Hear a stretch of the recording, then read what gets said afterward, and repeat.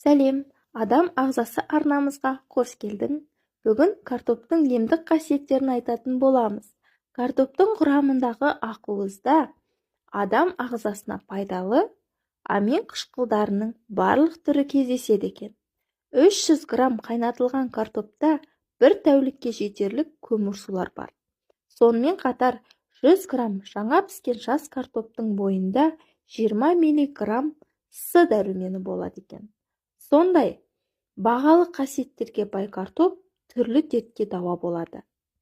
Аяқ пен қол ісінген жағдайда картоптың қабығын ашып, өткіштен өткізіп, картопты ісінген жерге жағып, 15-20 минут сыртын сүлгімен орап жата тұрыңыз. Егер гипертония болса, қабығымен қосып пісірілген картоп жесеңіз, керемет ем болады. Остеохондроз